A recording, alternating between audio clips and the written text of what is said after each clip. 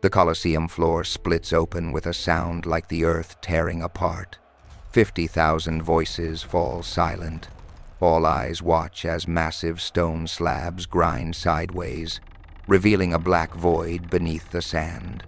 Marcus stands at the edge of that darkness, blood still wet on his sword from his 50th kill. The body behind him grows cold. The crowd waits. King Titus rises in the royal box, purple robes catching sunlight like a wound. His voice carries across the arena. Descend, Gladiator. Your freedom awaits below, or your death. The gods will decide. Marcus looks up one last time. Blue sky, warm sun, the world of the living. Then he steps onto the stairs carved into ancient stone. Each step takes him deeper. Torchlight flickers on walls covered in scratches, names of dead men. Prayers that went unanswered. The last thing he sees before the darkness swallows him completely is the arena floor closing above, sealing him in. The stairs end. 3 tunnels branch into shadow. He chooses the center path because choosing means control, and control is all he has left. His footsteps echo. Water drips somewhere distant. The air smells of rust and rot and something else, something animal and alive. He walks for what might be minutes or hours. Time disappears in the labyrinth. Bones crunch under his sandals, a skull still wearing a helmet. The name scratched inside reads Gaius. Marcus has heard that name. Whispered in the barracks. A champion from 5 years ago. Undefeated in 20 fights. Fed to the beast anyway. A shield juts from the wall ahead. Embedded so deep into stone that the rock has cracked around it. The impact must have been enormous. Marcus touches the shield's edge, still sharp, never used again after that single blow. He pulls his hand back and keeps walking. The breathing starts behind him, heavy, wet, like bellows pumping in a forge. He spins, sword raised, shield up, nothing but empty tunnel. But the sound continues, closer now. Coming from everywhere and nowhere. The attack comes from above. The beast drops from a ceiling shaft Marcus never saw. 9 feet of muscle and rage and hunger. Gray hide, thick as armor. Curved black horns that could gore an ox. Yellow eyes burning with something beyond animal intelligence. It lands between Marcus and escape. The impact shakes dust from the ceiling. Chains rattle on its neck and wrists. Old iron, rusted but unbroken. Marcus has 1 second to see it fully before it charges. He throws himself sideways. The beast crashes into the wall where he stood. Stone explodes. Chunks of rock rain down. Marcus rolls to his feet, already moving. Blade seeking weak points. He finds the shoulder joint. Cuts deep. Dark blood flows. The beast doesn't roar. It turns. Studies him. Those yellow eyes hold something Marcus didn't expect. Recognition. As if it knows what he is. Another prisoner. Another weapon wielded by men in power. Then it attacks again, and there's no time for thinking. Only survival. Sword meets claw. Shield deflects horn. Marcus fights like his father taught him. Move like water. Strike like lightning. Stay alive long enough to find the killing blow. The beast is stronger, but Marcus is faster. It has rage, but Marcus has something deeper.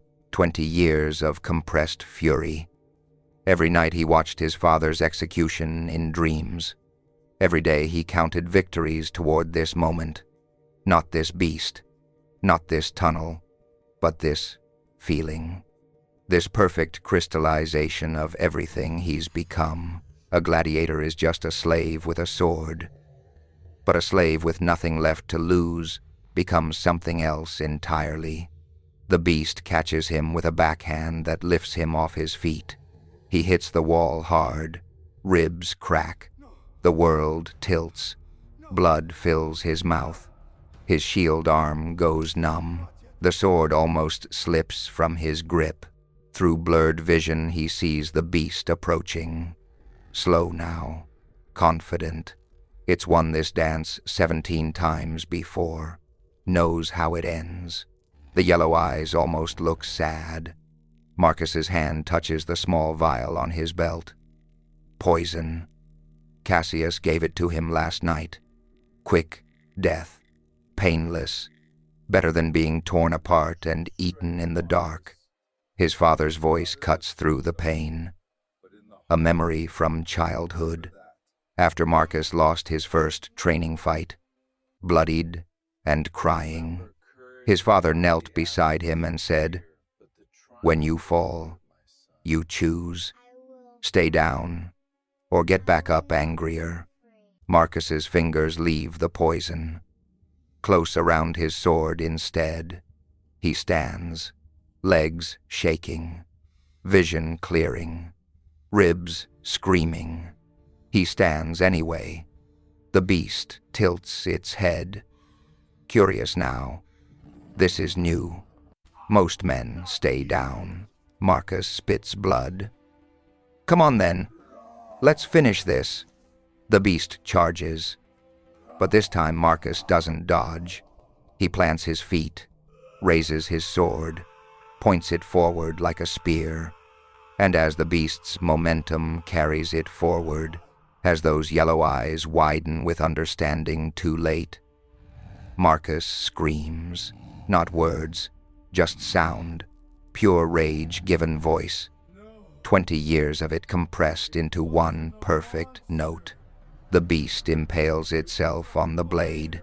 The force drives Marcus backward, but he holds firm. The sword punches through hide, through muscle, through bone, finds the heart. The beast's weight carries it forward until they're face to face. Its hot breath on Marcus's cheek. Those yellow eyes inches from his own. Marcus sees it clearly now. The intelligence, the suffering, the prisoner forced to kill or starve. He thinks of the 17 men before him, wonders if the beast wanted any of this, if it had a choice. "I'm sorry," Marcus whispers. "You deserved better." The beast's eyes close. Its massive body shudders once, then goes still. The weight nearly crushes Marcus, but he holds it up a moment longer, honors this creature that was never the real monster.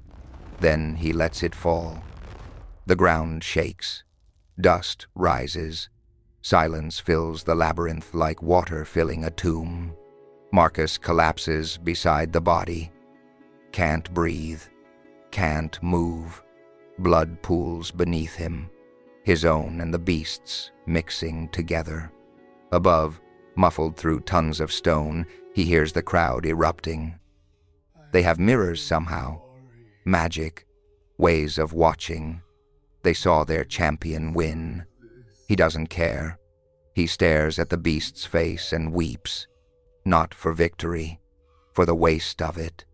2 prisoners forced to kill each other while kings watched and smiled. Footsteps echo in the tunnel. Guards coming.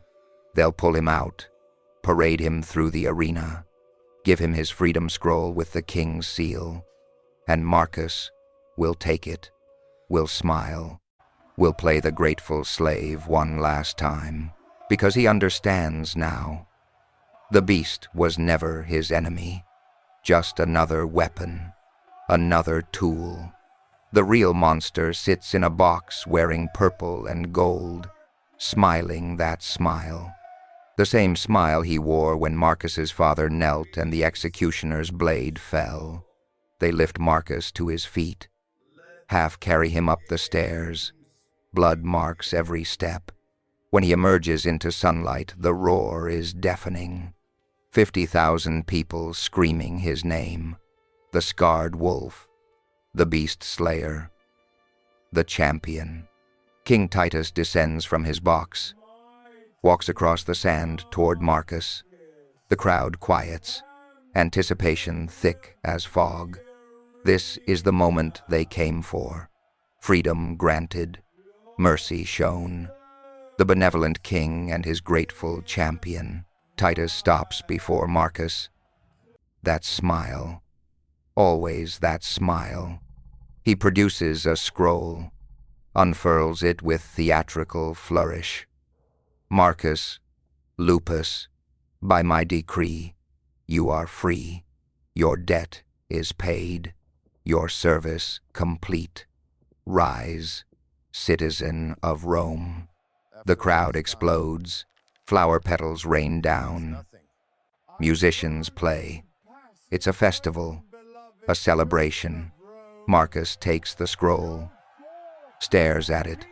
The king's seal, official, binding, free.